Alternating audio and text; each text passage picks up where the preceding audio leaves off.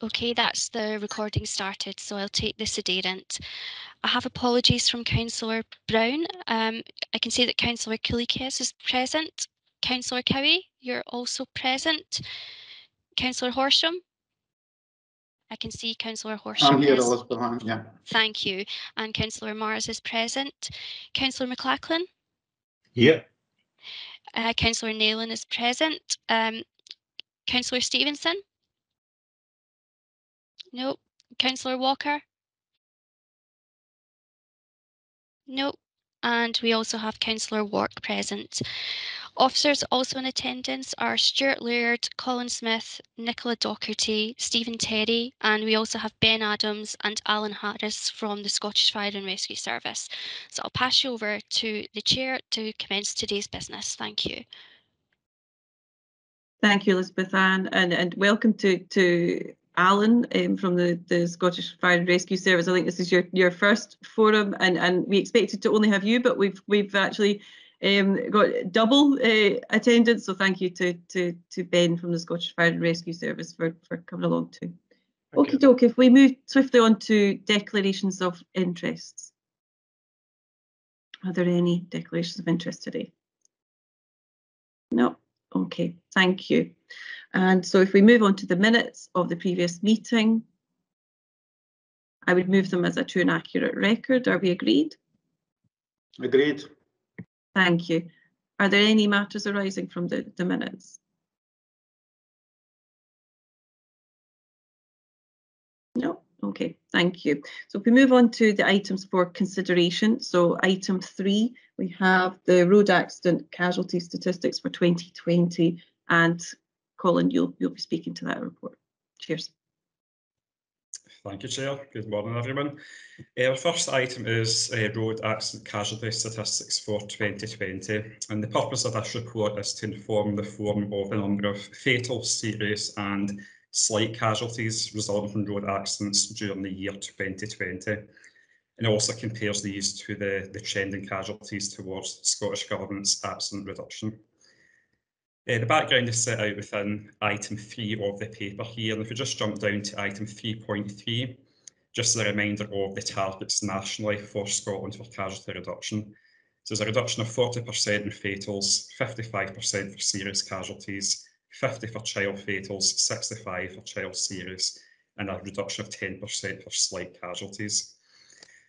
Just detailing in the paper that these are obviously provisional figures at this moment in time as well, and confirmed figures for 2020 nationally and for ourselves in Southland will be published around about October 2021 in Reported Road Casualties Scotland. These targets are aligned to the Road Safety Framework for Scotland, and as I said, the targets are set out in 3.3. We just came to the end of the last framework for these targets. A new Road Safety Framework to 2030 with new targets has been set and published recently. Item 3.6 just details some of the information regarding the new framework. There's going to be new targets set and also some new monitoring mechanisms as part of the new framework.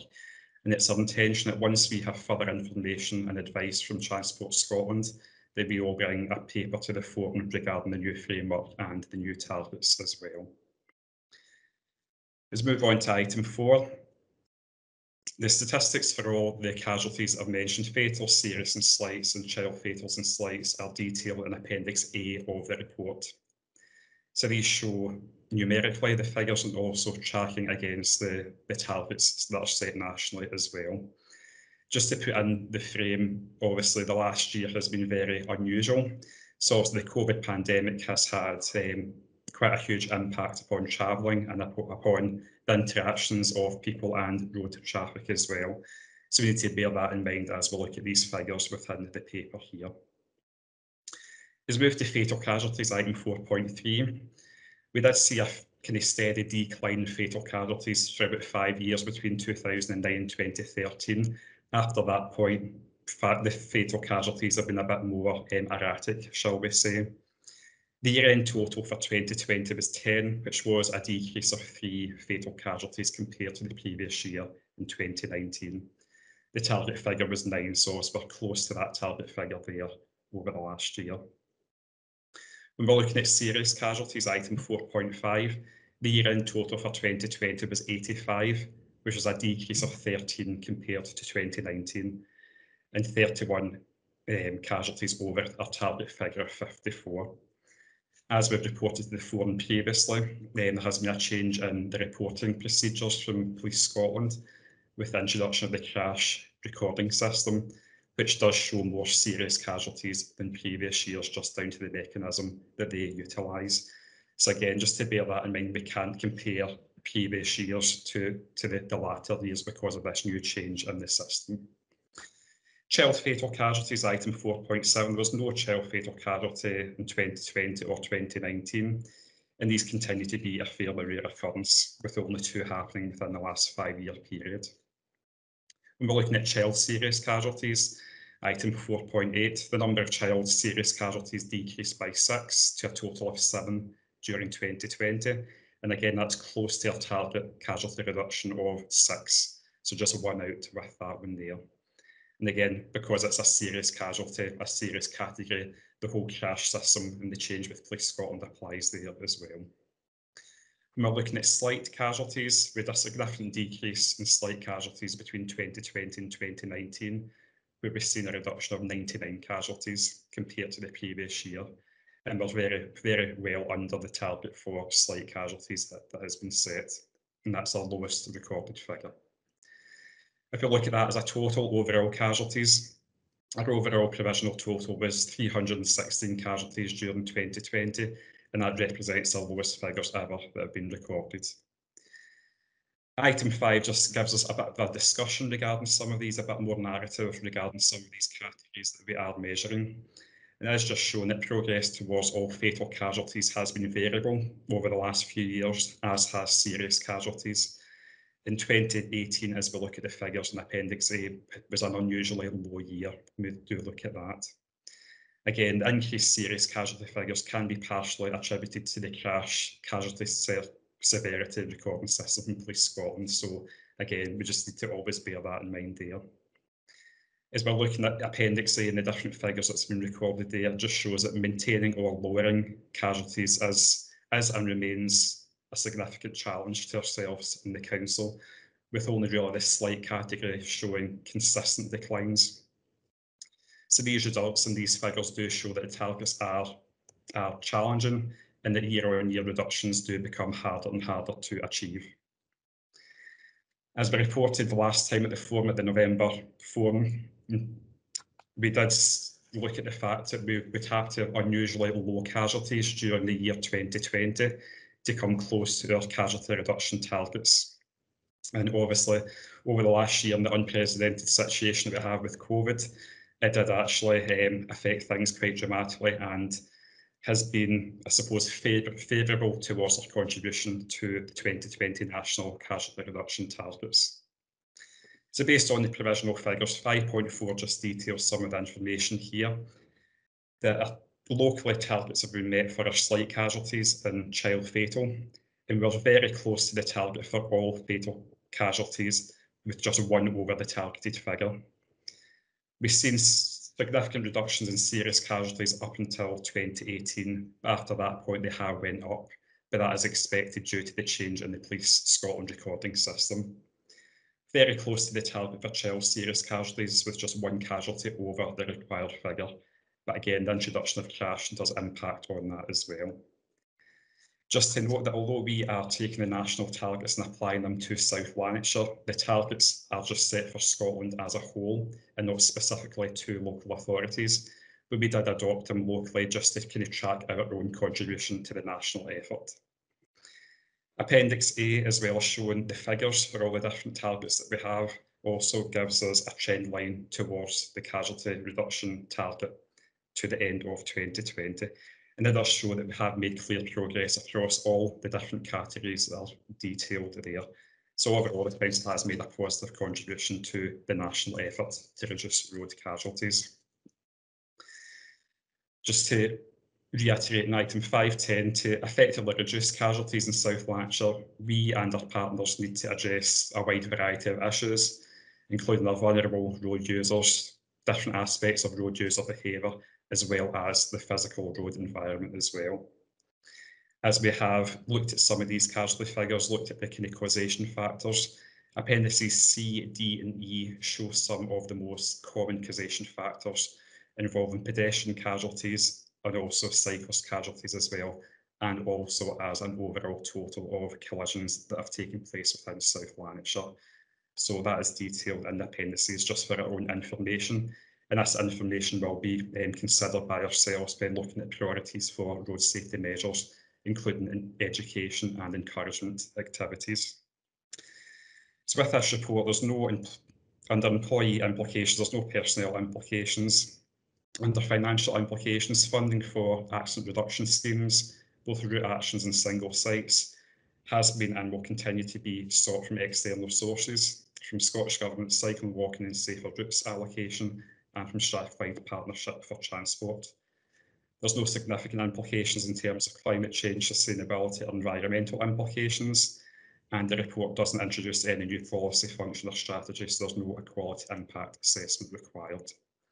So for this paper, the forum is asked to note the contents of the report. Thank you, Chair.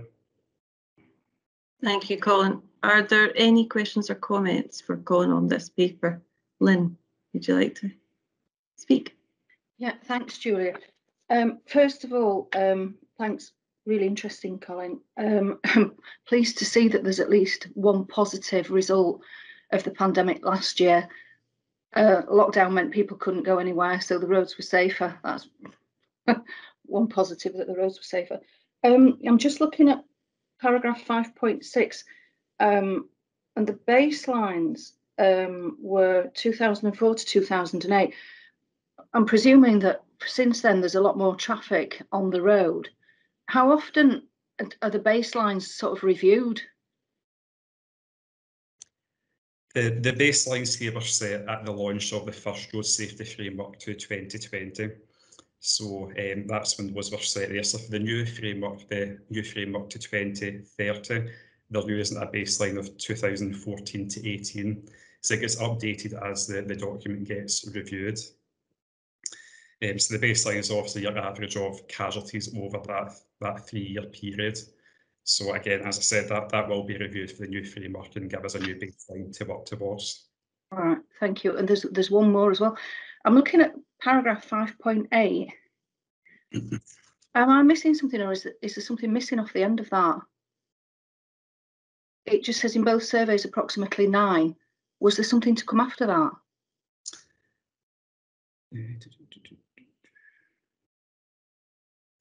Yes, I'd need to look and see if it is. It looks like there's something cut off there. Right, that's fine. If you maybe just forward it all to us, perhaps. All right, thank you. Well spotted, Lynn. I hadn't seen that unless it's changed from the pre-agenda papers. So yeah, well spotted. Okie dokie, any other questions or comments from the forum? No, I would move to note the contents of the report. Are we agreed? Agreed. Thank you. So moving on to item 4, which is the capital programme for road safety engineering projects 2021-22. And Stuart, you're speaking to this report. Thank you, Chair. The purpose of this report is to inform the forum of the forthcoming financial year's engineering projects. By way of background, they are set out in section 3 of the papers. And as Colin was explaining, the change in road safety framework is upon us. One thing to note is that there will be an establishment of a local partnership forum, and we have recently been invited to participate in that forum, and that will be made up with other local authorities and other groups as well. In the meantime, we will continue to assess our road safety inquiries and target resources and implement where there are 3 or more injury accidents that have occurred in the previous 3 years on routes or on sections of road that have got higher accident rate than the national average for that type of route. As a result, the Council delivers annual prioritised road safety improvement at identified priority locations. Funding is sought from a variety of sources on an annual basis to deliver numerous projects and initiatives. The Road Safety Forum at its meeting of the 5th of December 2017 was advised of the methodology used to identify where road accidents are occurring in South Lanarkshire and how the information is used to prioritise identified accident locations. Tables are produced annually to prioritise the capital programme, and I'll explain these in more detail. Section 4 of the papers looks at Retraction Plan Assessment, and this is an annual assessment on our rural A and B class routes, and that's been concluded and identified where detailed investigations should take place. A total of 35 sections currently have an accident rate higher than the national average for those routes. We have investigated in detail 16 of these, and we looked at the accident rate and the accident trends for each of these sites. The outcome of these investigations and actions are listed in Appendix 1 of these papers. Moving to the single site assessments in Section 5, again this is assessed annually, and we have 31 locations that had 3 or more injury accidents occurring over the last 3-year period.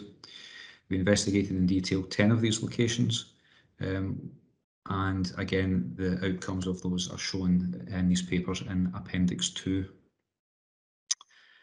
In addition to these types of works, we also look at our traffic signal and pedestrian crossing asset, and on an annual basis we target resources to improve these particular installations. So new installations feature up-to-date vehicular and pedestrian detection as well as tactile paving. We also consider revising the timings of the crossings themselves and the junctions, and again look at drop curb facilities at each installation. Section 6.2 of the paper lists where we are currently taking forward our investment programme for traffic signals, and as I said, they are listed in the papers. Section 7 of the papers, we were also involved in engineering measures at schools and various speed limit initiatives. So these are generally brought through the school travel plan process, which Colin will take you through later on this morning. So one thing to note is the speed limits that have recently been introduced outside schools as well as within town centres as well, and again I'll come on to that later this morning.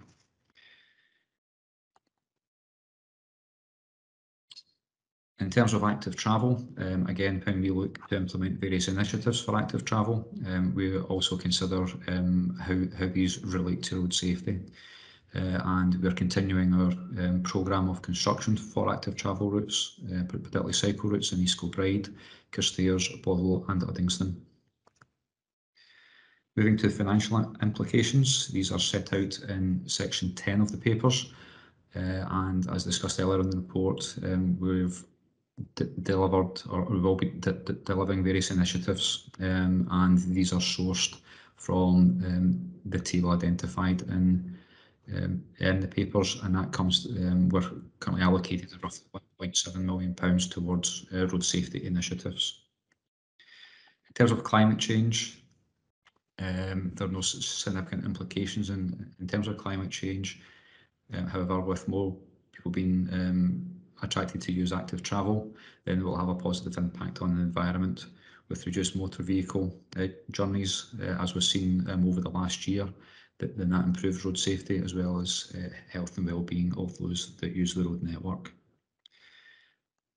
In terms of equality impact assessment, there's no new policy, function or strategy, therefore there's no impact assessment required. So in terms of these papers, the forum's asked that the contents of the paper are noted pass you back to the chair. Thank you, Stuart. Are there any questions or comments for Stuart? No hands raised. Oh, Councillor Horsham, Chair. Stuart, it's just really, thanks, Chair. Stuart, it's just really for my information. Within my ward, and sorry to make it sort of local to myself, you know, there's a lot on there from the M74 and the junctions, you know, Junction 10, the Peniel and everything like that. Does AMA or Transport Scotland take any responsibility? Now, I'm particularly talking about the junction that probably comes out of Blackwood, and we extended to 30 mile per hour, which was good. But most of the accidents, I believe, weren't caused from traffic on our roads. It was actually coming off the junctions themselves on the motorway. Do they take any responsibility and look at anything that we look at? Do we work in partnership with them? That's the question, really. Yes, is the short answer to that. If you, the example that you gave there was probably a good example of where we have worked in partnership over the years in working with Transport Scotland. As a trunk road authority, then Transport Scotland have got very similar obligations in terms of implementing road safety plans as what we do as local roads authority in South Lanarkshire. So on an annual basis, they go through a process of looking at their accident statistics as well, and where there's common locations, such as the bottom of the slip road that you mentioned, then we tend to work in partnership with them. So over the years, I think the last body of work that was done up there in terms of changing signs and road markings, that was actually the Trunk Road Authority that undertook those works. And since then, in conjunction through discussions with them, we agreed to try and change the characteristics of the junction by relocating the speed limit and introducing the features that are associated with that.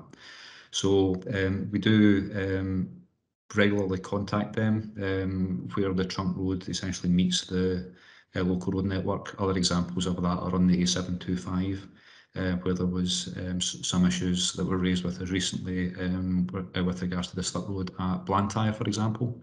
And again, we worked in partnership with them where they undertook some works on the trunk road network, and we did at the same time some work on our local road network as well. Thanks, Stuart. Thank you. Are there any other questions or comments on this paper? I'm not seeing any hands, so I will move that we note the contents of the report. Are we agreed? Agreed. Thank you. Moving on to item 5, which is the school travel plans, and Colin will be speaking to that report. Thank you. Thank you, Chair. The purpose of this report is to advise the forum of the school travel plan programme within South Lanarkshire. The background is set out within item 3, which details the aim of school travel plans are to encourage more sustainable modes of transport, so specifically walking, cycling, and also looking to reduce congestion outside schools, improve safety, and the whole health and environmental awareness aspect within pupils and the school body as well. School travel plans are specific to individual schools, and this allows appropriate solutions to be identified and targets set to deal with the issues and the opportunities individual schools identify during this process. School travel plans continue to be developed across the council, and we have 71 schools have a school travel plan in place, and a further 65 schools who are working towards this. We will continue to offer remote support, initiative and campaign materials to schools, and lots of materials to allow them to facilitate safe and sustainable school travel. Item 3.3 just details that during the last term where we have had the whole COVID situation in play, schools have continued to make progress towards the school travel plans during this time as well. And we've also been using school travel plans to deal with some of the issues that have been cropping up across some of their school networks in terms of congestion and some of the safety matters that have been raised to ourselves directly. So the school travel plan, the consultation section can all be done remotely and online, so that's been a good mechanism for us during the last year as well. Moving on to section 5, this details the school travel plan, 5 steps to completion awards, so the kind of process that the school will go through to complete and put into place their school travel plan. Just gives 5 easy steps that the school can follow to make it a simple process for them and to make it understandable at the school level. So the 5 steps are detailed within section 5.1. As we look to section 6, the school travel plan initiatives that have been put into play. We do start with section 6.1, it's the walk to school week, which is one of the kind of staples of sustainable travel. So this was coordinated and communicated to our schools as detailed in section 6. We had walk to school week that all schools in South Lanarkshire were invited to take part in 2020, which was October, which was a change from the usual May time. So again, materials and resources were hosted online from the Living Street's website and promoted to schools for them to use and implement locally within their school. This was subsequently promoted again to all schools in May 2020, and all schools and our junior road safety officer coordinators were informed of this and sent links to materials again to use and implement within their schools. To supplement the kind of focus weeks detailed in 6.1 and 6.2, we've got the WOW scheme, walk on Wednesday or walk once a week. Due to the unusual COVID situation over the last year or so, and the commitment to this scheme, it's not been implemented during the last year, but we plan to implement that again during the new academic year, starting in August, and get schools to participate within that. Just as a wee side, one of the things that the WOW scheme does every year is a competition to design badges. And we just found out the other day that one of our schools at Moss Street Primary School have been one of the prize winners there as well. So it's always good to have somebody recognised for their work there. One of the other initiatives or schemes that we have is the Starting School Leaflet, detailed in section 6.4. This is a road safety leaflet provided to Primary 1 pupils for the new Primary 1 intake. Again, just full of information regarding the Green Cross Code and as well as thinking about some of the road safety aspects of the school journey.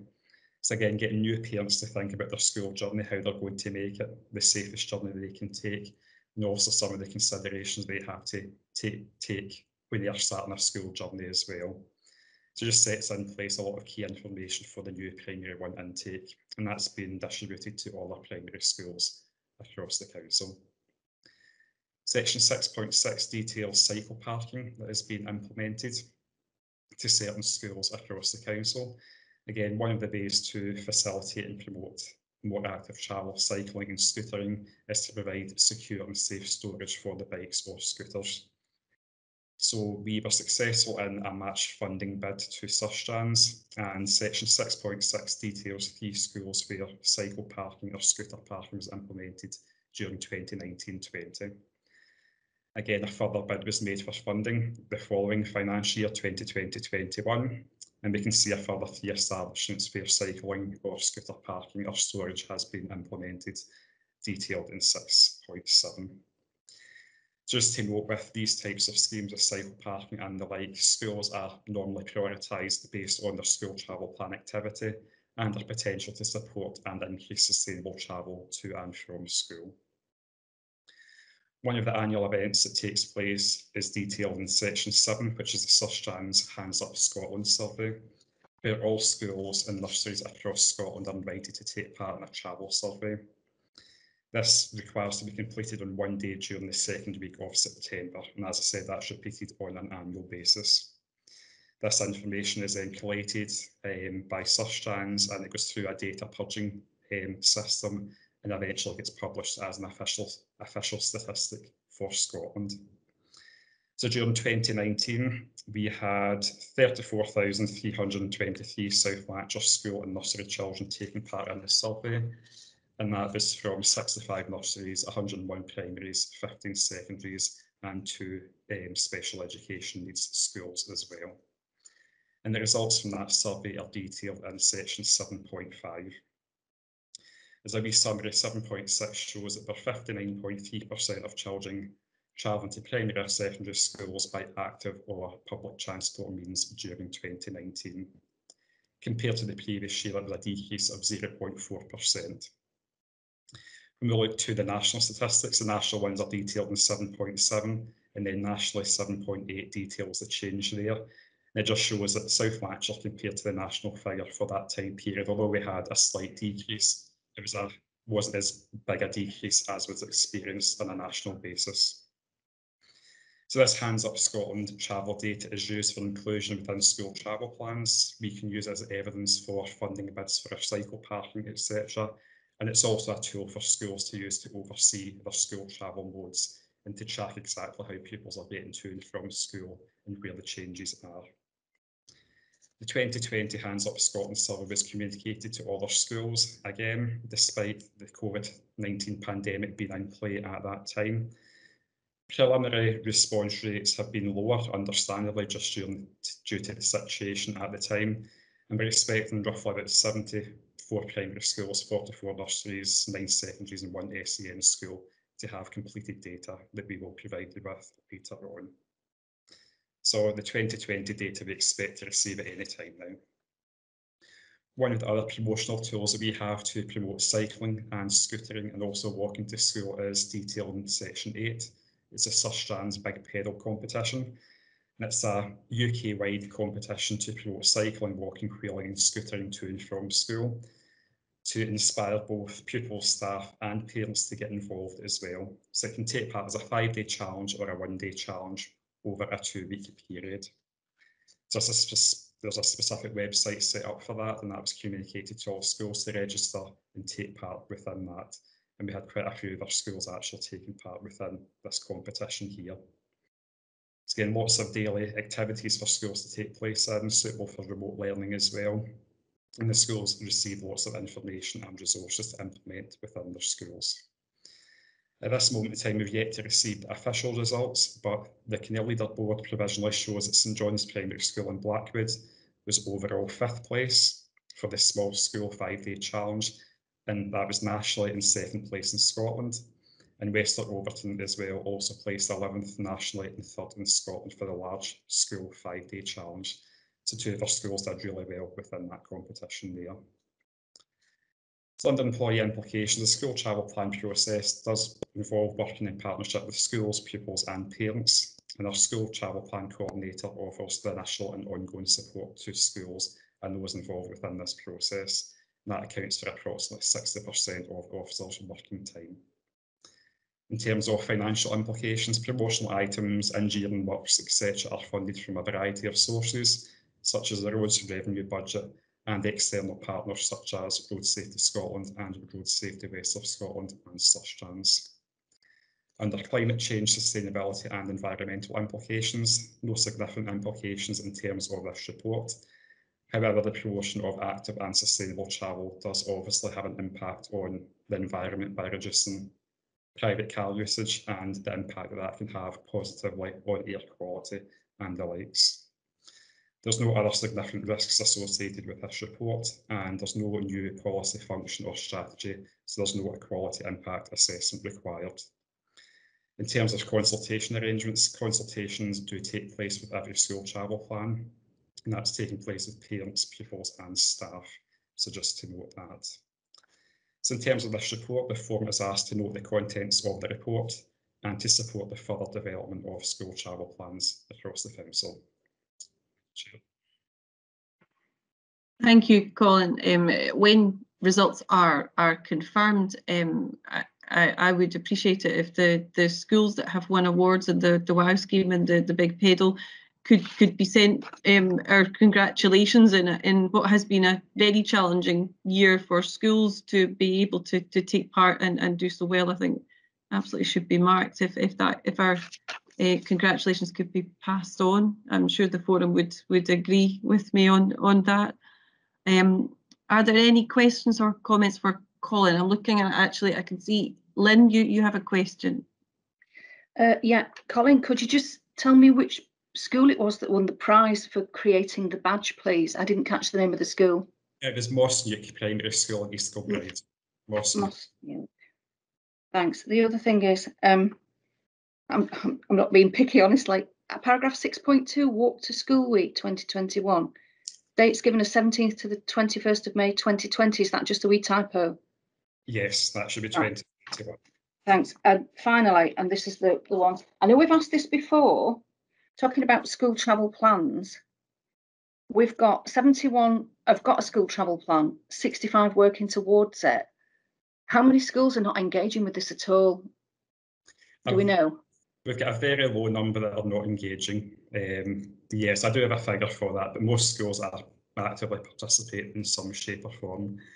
If schools are not engaging right at this exact moment in time, then there's normally a reason behind that, whether maybe get building works going on or there's something else factored into their situation at this time.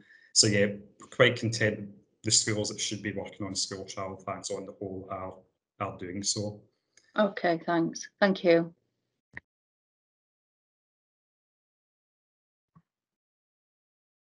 Councillor Kalikis. Hi, Colin.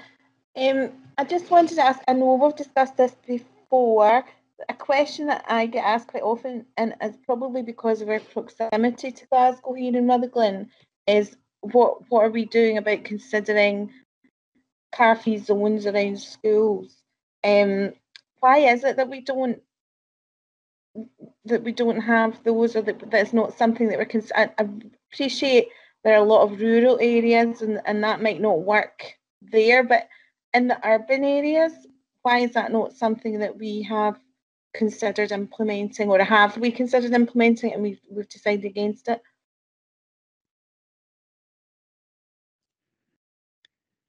Stuart, I can see you're ready to jump in here. Yeah, thanks, Chair. Just in response to that, members of the forum may recall it was probably a couple of years ago now when we started to take forward our own proposals for car-free zones.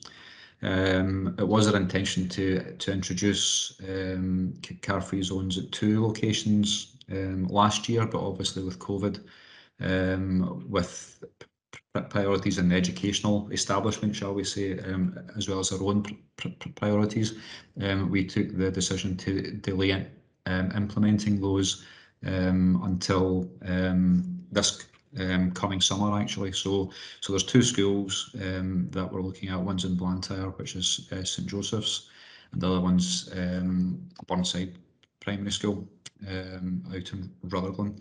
So we're actively taking forward those 2 schemes at the moment for implementation.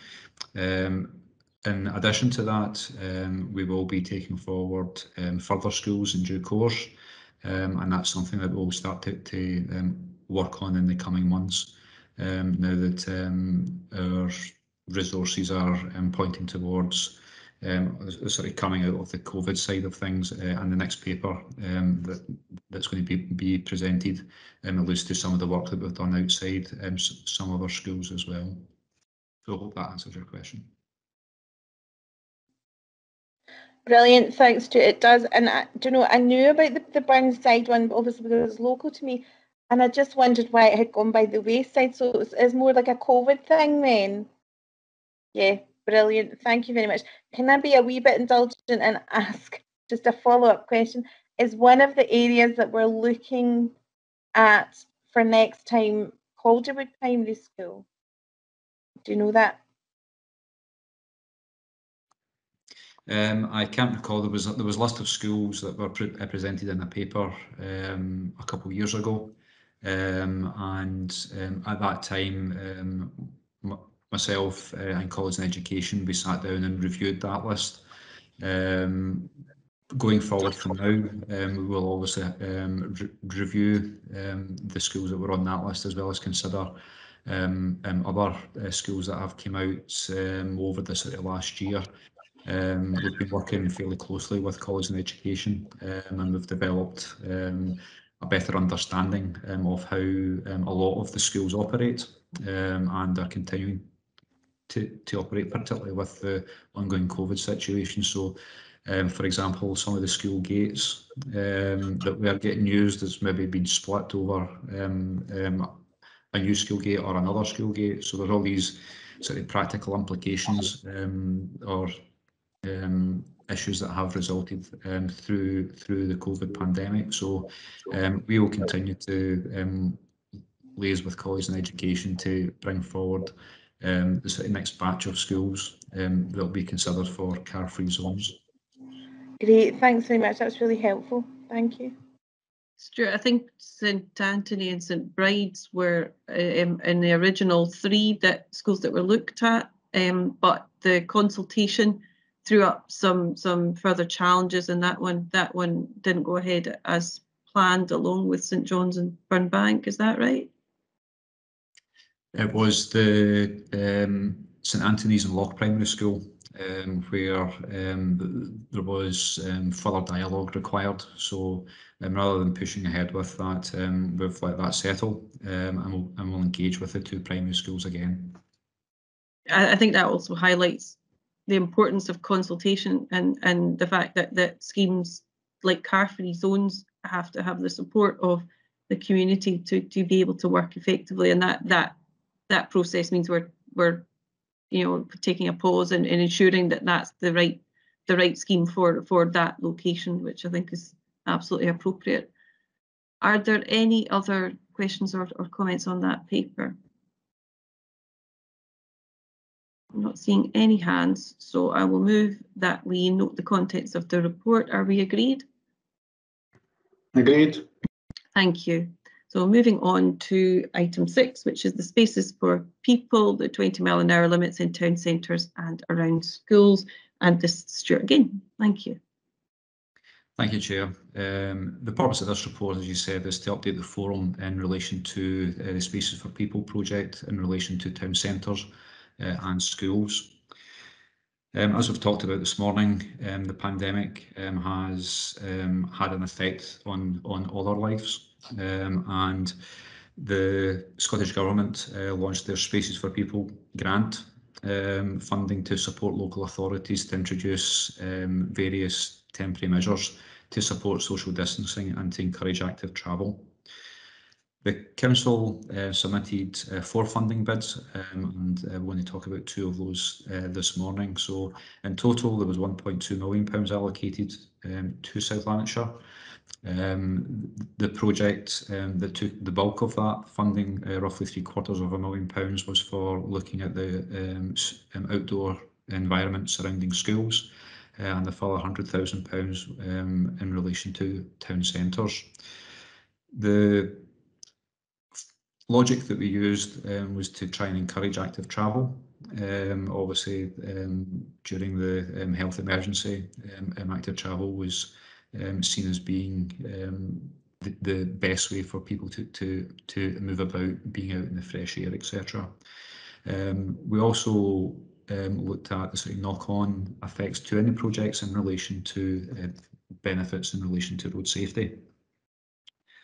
Turning to the school environment, as I said in the last item, we discussed at significant length with colleagues in education resources and in turn head teachers at many schools.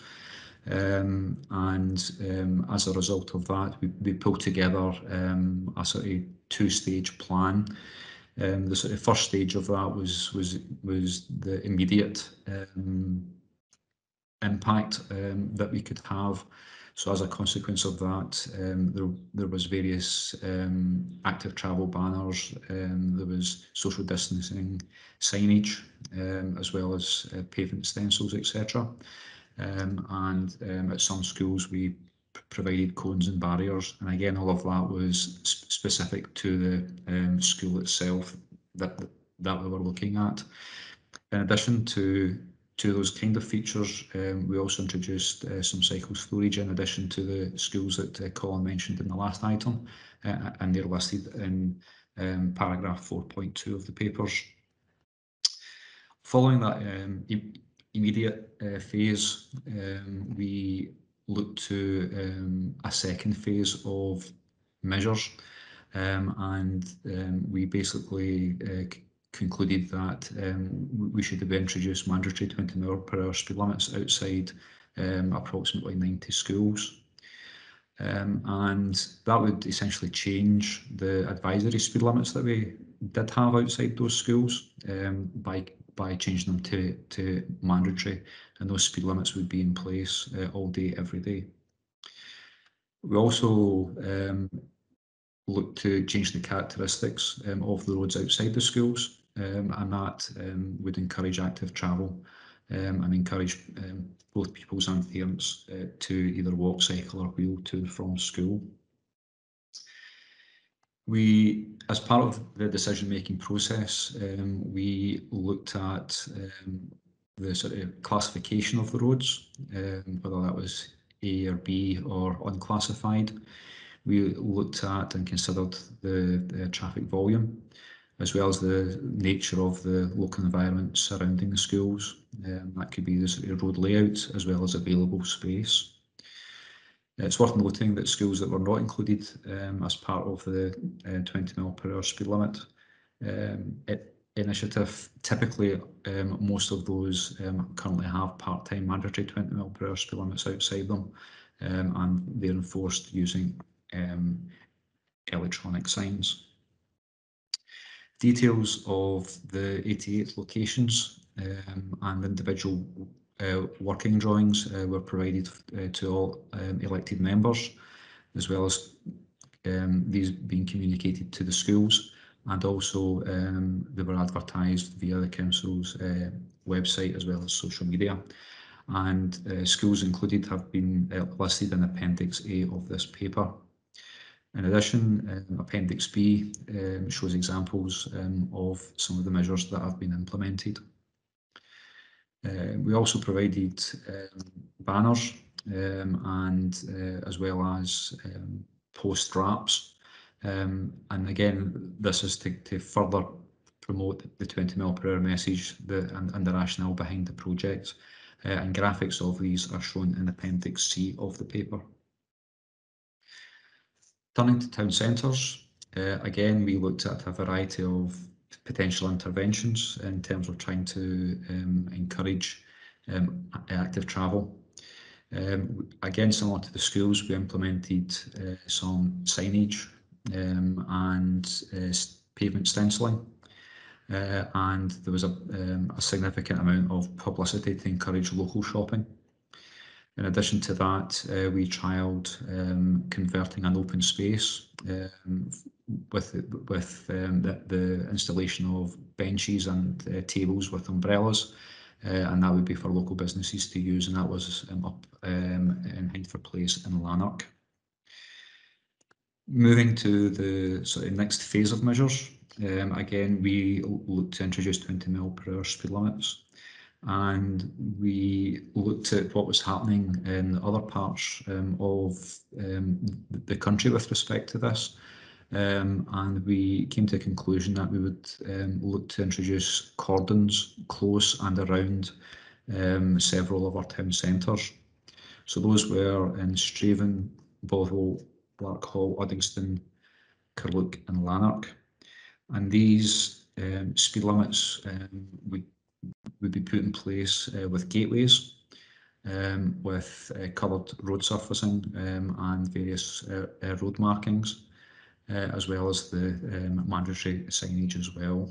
And again, this was to encourage slower speeds through these areas, which would have a benefit for encouraging active travel, as well as changing driver behaviour through these particular points on the road network. And again, an example of that is shown in Appendix D of the papers. As well as that, it's our intention to display post wraps at certain locations within this particular initiative, and again, graphics of those are shown in Appendix C of the papers. The speed limits at both the town centres and the schools were implemented using temporary traffic regulation orders that were allowed us to accelerate these by the Scottish Government changing the legislation slightly. It's our intention to monitor these locations with a view to making these permanent before the expiry period of a temporary traffic regulation order, which is 18 months. So the current status is that a lot of the measures are currently in place. There is still some work to be concluded at several locations, and we're hoping to have those concluded over the next few weeks. We have undertaken before speed measurements at a sample of school locations and town centre locations, and we'll redo those surveys once all the measures are in place in the coming months. The overall success of these projects will be considered once the measures have been fully implemented. We will seek views from members of the public in relation to the measures that we've put in, and that will then inform a decision with regards to taking forward similar projects in the future or making these current features permanent. Moving to section 5, there's no employee implications. These measures have been utilised existing staff resources. In terms of financial implications, the funding, as I said, has been granted via the Spaces for People project, and Sustrans have been managing that on behalf of Scottish Government. In terms of climate change, comments are made in section 7.1 where there's no significant implications. And again, in terms of the Quality Act, there's no impact assessment required for that.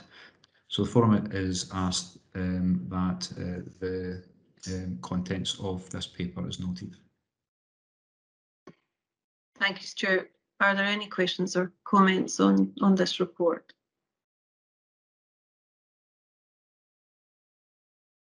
Councillor Cowie. Thanks, Chair. Just a wee point on Appendix A, page 71. It says here Ward 13, Loch Primary School in St Anthony's. That should be Ward 11. That's in my ward. Thanks, Stuart. Okay, thanks for that. We'll take note of that for future. Thank you.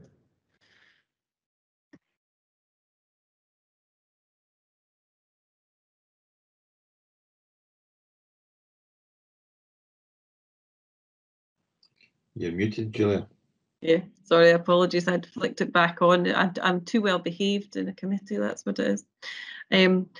I'm not seeing any further hands for any further questions or comments, so I will move that we note the contents of the report. Are we agreed? Agreed. Agreed. Thank you. Okay, moving on to the item 7, which is the report from Police Scotland. My understanding is that Lorna isn't with us today. I'm sure you will have read the report, and if there are any questions or comments you wish to make, I would advise contacting the road safety officers, and that can be passed on. If I move on to the next report, which is item 8, and that's the update from the Scottish Fire and Rescue Service, and I'm unsure at this point whether it's Alan or Ben or both of you that are going to update us today. It's Ben. I was supposed to be presenting it, but I thought I was going to a training course, so I asked Alan to stand in. So that's how you've been lucky to get the two of us today. So yeah, so we've prepared this report to update the Road Safety Forum on forthcoming campaigns and to discuss any ongoing national and local campaigns. The forum's asked if the information set out in this report in relation to road safety campaigns be noted, and the verbal update regarding these road safety campaigns be noted as well. The background, it was agreed that SFRS would provide routine updates to the forum through this paper. On to item 4, local and national issues. As a fire and rescue service, we've faced our own challenges through COVID-19, pretty much like everybody else around the table. We've really struggled to keep up our engagement. Education, a lot of it is through good quality engagement sessions face to face in local schools, and I'm sure we're all aware that that wasn't an option over the past year. So our engagements have went down. We have continued to use local and national social media and media channels where appropriate, and we've started in South Lanarkshire. The fire service has started their own Twitter channel, which is now getting used to promote various messages, but kind of road safety is one of the core themes that we are kind of promoting on that. As we kind of move back down to life as normal, it's hoped that we can start re-engaging, and I'll cover kind of future engagement further down the paper. The kind of figures in this report should be taken in context of the kind of previous year that we've had, and with the initial reduction of traffic on the roads. It's also coincided that a positive result of that is our number of RTCs and injuries have also fallen. The table in 4.2 gives a brief overview.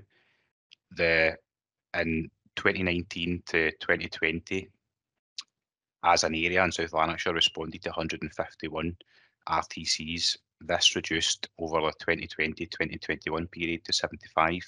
So that was a 50.3 reduction, which was great. But I'm aware that that will coincide with the reduction in road users. But the challenge is going to be as people start using the roads again to try and get the kind of good high quality education in there to keep those figures low and to stop them getting back up to kind of previous levels. Our fatalities had halved from 4 to 2. Sorry, our incidents with a fatality had halved from 4 to 2. However, unfortunately, the number of fatalities did remain static at 4. That was mainly due to the tragic accident in Bothwell at the War Memorial. There was 3 fatalities at the accident, so that pushed our figures back up again, unfortunately, for all those involved. Seen a reduction in our non-fatal casualties as well, down 39% from 133 to 81. It should be noted that as an area, we are committed to ensuring the road network is safe, and where trends are identified, a proportionate engagement plan will be created and implemented along with partners and the Road Safety Governance Board that we're also sitting on. On to section 5, talking about future engagements. Lorna had put it into her paper as well, but it'll allow me to kind of expand on it now and not sound like I'm repeating myself. But Police Scotland have got their Young Driver scheme, which traditionally was delivered face-to-face by road traffic officers. And it's a very, very good hard-hitting piece of education material. And the fire service have used it at our fire reach programmes previously. However, we've decided that as we're coming out of the kind of pandemic, we're going to take a partnership approach. So the roads policing have given training to the community police officers who are now trained up to deliver this Young Driver scheme. And the Scottish Fire and Rescue Service, we've implemented our own kind of training to piggyback onto the back of it. And the kind of plans and ambition is it will be delivered as a joint presentation with one police officer and a representative from the Scottish Fire and Rescue Service. Initially, it's been designed to be delivered on Teams, and we're hoping to deliver it shortly to the Police Youth Volunteer Scheme as a kind of trial and to get any kind of feedback so we can adapt it and look to roll it out across the schools. And it's also been built as well that we can, as kind of schools open up and we can get back in and do kind of face-to-face engagement, it's kind of been packaged up that it can be taken into schools as well. And that can be supplemented with the virtual reality headsets, which is something that South Lanarkshire and the Fire and Rescue Service has been pioneering. We're the first area to get them in and trial them. And I'm pleased to say now that's been adopted nationally. So there is a working group being established for that, and we're continuing to go. But in South Lanarkshire, we've got the most VR headsets across the brigade. We've got 4 boxes, so 32 headsets in total. And again, they are fantastic. It gives the user the ability to be put into a kind of car that's had a crash, and they can experience what it is like to be getting the fire service there, the ambulance, police are there, and you get the kind of full effect of kind of being cut out. But it's also got various videos of kind of driver behaviour. So you can sit as a passenger in the video and you can kind of look about the car, and you can get a chance to spot wee things where it empowers people as passengers to challenge driver behaviour as well. It's not solely putting the onus on the person that's kind of driving the car. So that full package is fantastic. And we're hoping as and when restrictions permit to get that kind of rolled back out again. Also for noting that isn't in the paper, the Fire and Rescue Service has just started a road safety working group, and Alan is the South Lanarkshire representative for that. It is fairly new. We've only had one kind of meeting, and it's a kind of scoping meeting just to see what we think it's going to look like. But as that group progresses, I'm more than happy to report back into this forum on any kind of decisions that have been taken nationally from the Fire and Rescue Service. There's no employee implications. There's no financial implications. There is no significant implications in terms of climate change, and there's no implications for risk in terms of information contained within this report. I would welcome any questions, Chair.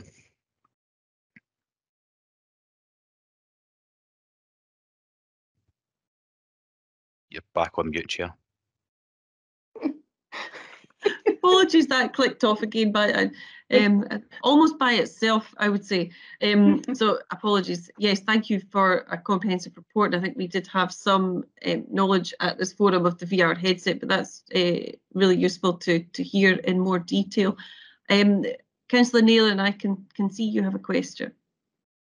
Yes, thank you, Chair.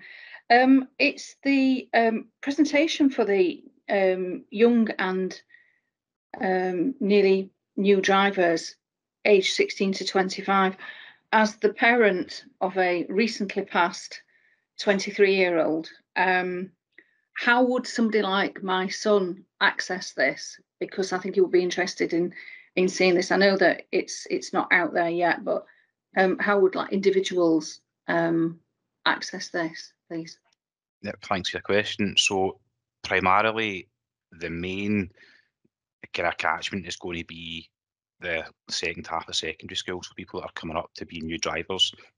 However, colleagues in Ayrshire and Police Scotland have successfully kind of trialled working with companies that have new drivers that are young drivers, and if they are having the odd kind of bumps, it may compromise insurances and ultimately compromise their ability to maintain that employment within the company.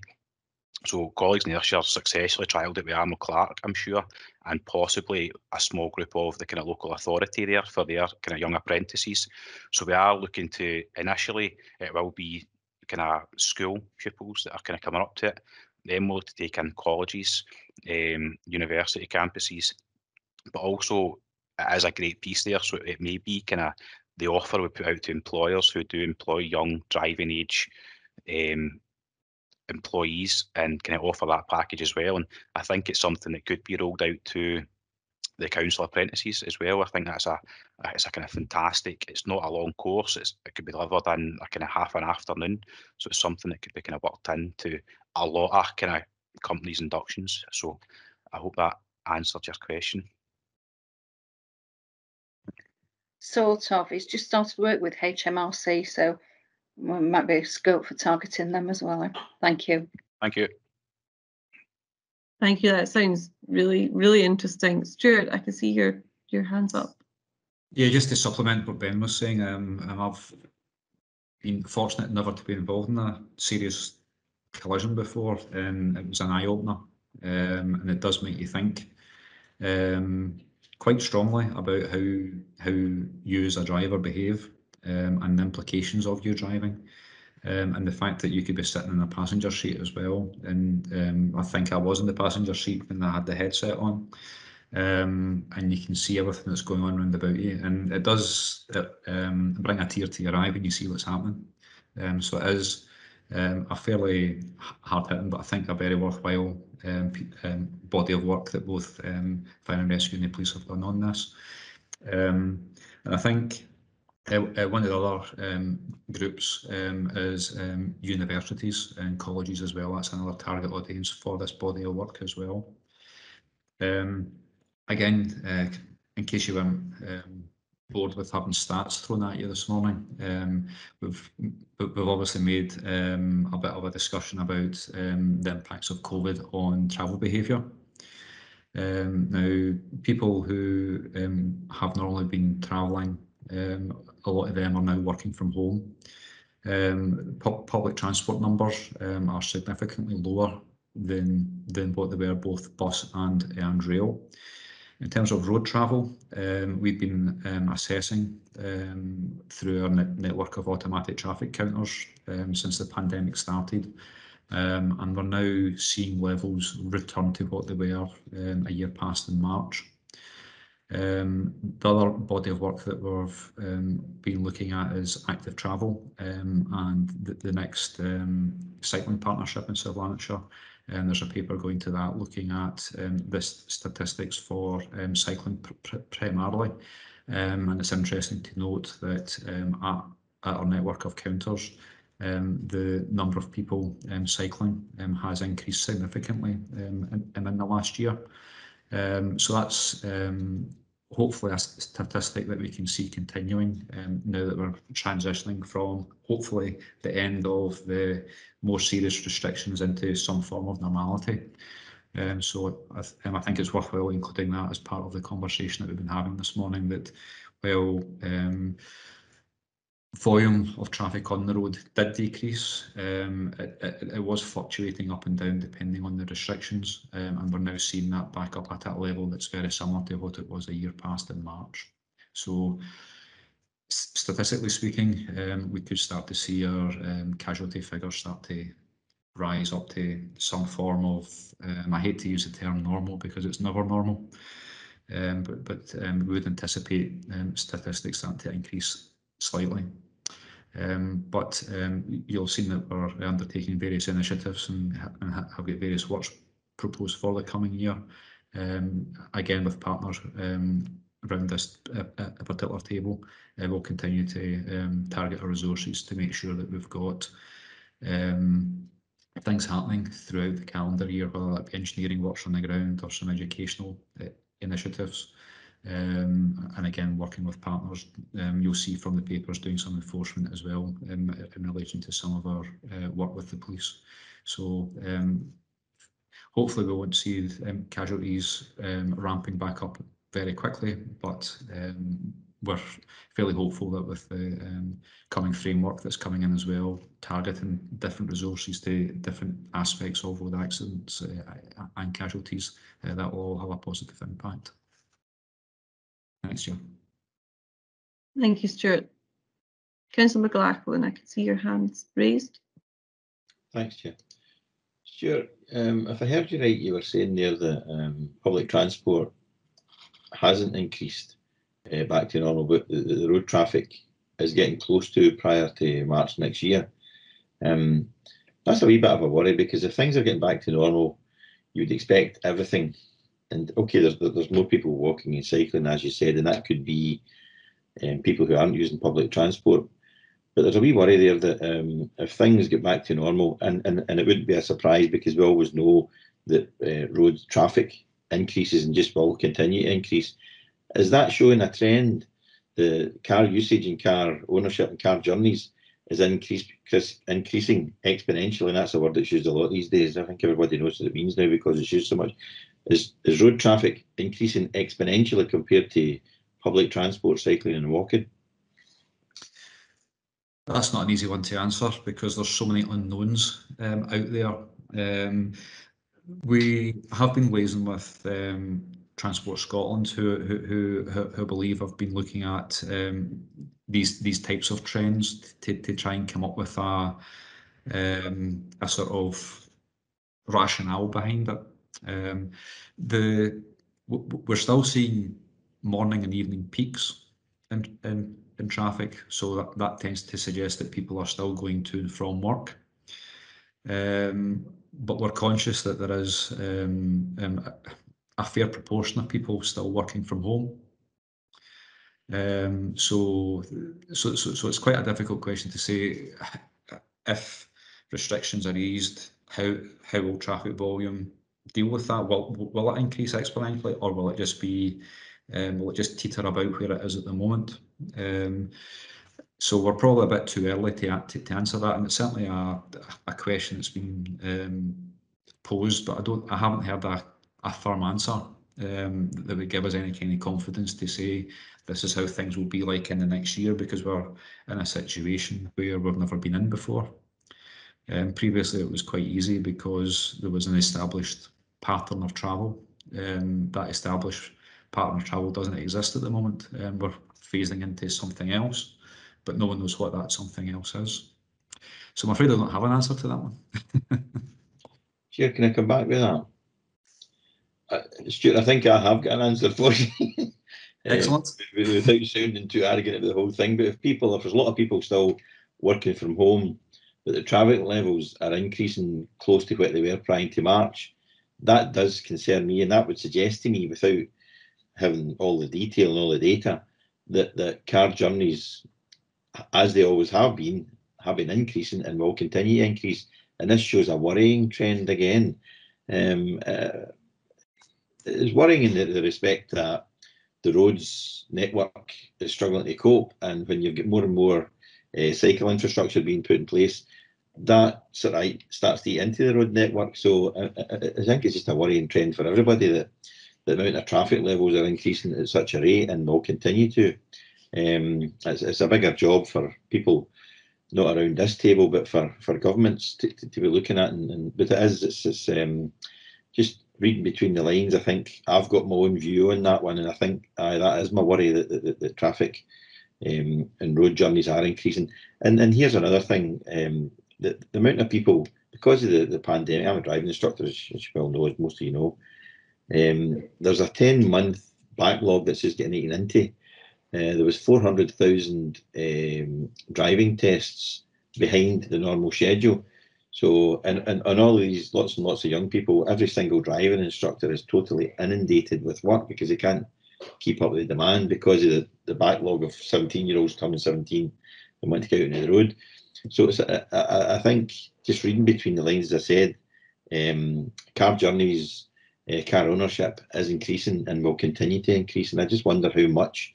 You know, you can do wonderful things with upgrading road networks, and it creates a little bit of relief, but that relief only lasts for a wee while. I just remember the major works roundabout Peacock Cross and the benefits that made, but you're starting to see that now becoming a bit clogged up, and where, like up in Cathkin, for example, you get the bypass, and then at Fernhill, various places where you do jobs like that, you do work like that to make the road work better and give some local areas some relief.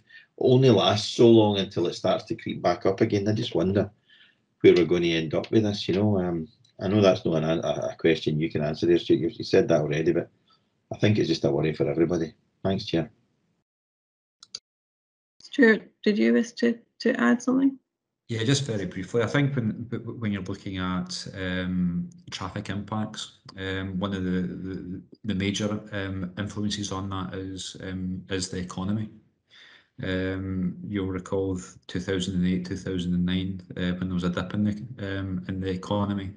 We found that traffic volumes dipped and fell, and it was only towards the sort of 2 or 3 years ago that we would have, if you do a comparison of before that dip, then we were nearly reaching those volumes again. So it is something that we do monitor on a very regular basis, and some of the locations that Councillor McLachlan mentioned, we do monitor those, and we do alter if it's traffic signal timings, for example. Then we do that. We also have implemented various other management systems to look at, as opposed to looking at one particular junction, then we look at a corridor and then try and improve journey times through that particular section of the urban environment. So it is an interesting time if you're a traffic engineer on how all these things will eventually pan out. So I suppose it'll keep me in a job for a wee while when we're looking at how these town centres particularly start to come out of one set of restrictions. Do people continue to shop and work closer to their home than they've ever done? We've obviously got Glasgow right on our doorstep. That's a huge employment attractor. If those offices don't exist within the town centre environment, the city centre environment anymore, how will people travel? So it's something that we're inevitably going to be keeping an eye on, and then how that translates into road casualties as well. We'll obviously be monitoring that as well. I think I would agree that, Stuart, that I think that we're in a period of flux where there is a lot of change in terms of economy. There's a lot of change in people's choices of how they wish to travel, and communal travel has had a reduced capacity up until now, and you know that also influences people's choice. I'm not aware of any data that would suggest an exponential rise, but I think I am very aware that the traffic flows have risen to pre-COVID levels in terms of private travel. I think we need longer to actually see what the new baseline will be, and obviously make all moves that we can to suggest active travel and encourage less polluting ways of travel. Councillor Nayland, I think you were next. Thank you. Just as a by the by, Stuart, last year obviously there was very little traffic on the roads, and I presume that your teams of guys that go out and do road repairs were sort of stagnant as well because of COVID restrictions until it got sorted out who could work with who. Just a kind of weird one. How's this impacted on the amount of potholes? And are we catching up on those sort of repairs that might have been outstanding from that time? And I'm presuming that because of the reduced volume of traffic, there'll be less wear and tear and hopefully less potholes on the road as well. Just wondered if you got any sort of general comments on that. Thanks. Unfortunately, it's not my side of the organisation that can answer that fully for you. But what I can do is I can take that question away, and I'll get someone to give you that level of information. What I would say in terms of the safe systems of work, that's been a huge impact on the delivery of various schemes. And in addition to that, there has been the sort of network of getting a material to a depot to then implement has been a particular issue.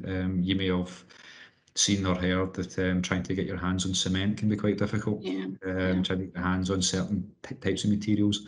And that has impacted on the delivery of some of the work that we were discussing earlier on today in terms of the work around the schools and the town centres. If you lead-in periods for materials such as sign face manufacture, etc., all of that has got longer as a consequence of various types of materials not being available, but also the processes that have to be used in terms of delivery. In terms of potholes and stuff like that, it's a bit like painting the Forth Road Bridge when it comes to road maintenance. Probably the biggest impact is not necessarily the volume of traffic on the road network, albeit that has a factor, but it's more likely to be the weather conditions. So, for example, over sort of turn of the year, it was mild until about Boxing Day, I think, and then it started to go really cold. And because of the length of that cold snap, that tends to have a bigger impact, particularly on the rural network as well. So if you leave that one with me, I'll get an answer in terms of the how that's filtered out into the number of potholes or particular sections of road that have had to have been reassessed as a consequence of the last few months. Thank you. Apologies for any background noise there. My dog's actually asleep on the sofa and she's snoring, so sorry about that. I never heard a thing. I think we're slightly off topic, but I think Councillor McLachlan, do you have a further contribution? Chair, I was going to make that point exactly. I've asked that question of Stuart, and it's down a different route completely, so apologies for that, Ben. But I was wanting to ask Ben about the VR, you know, the headsets. It sounds as if that would have quite an impact on people. and I welcome that work, and obviously I've got an interest here with young people coming through as new drivers, but I wonder how likely is it that members here or anybody who's interested could have a look at that. I'd be quite interested to see it myself. That's something we could do.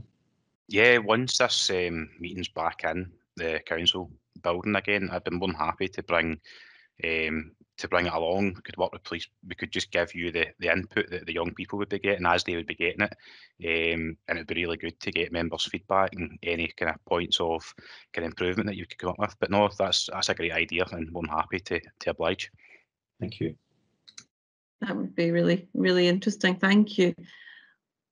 Are there any other questions or comments at the moment? I'm not seeing any further hands. I have no urgent business today. So all remains to say thank you very much for your attendance today, and we'll see you next time. Thank you. Thank you. Bye-bye. Bye.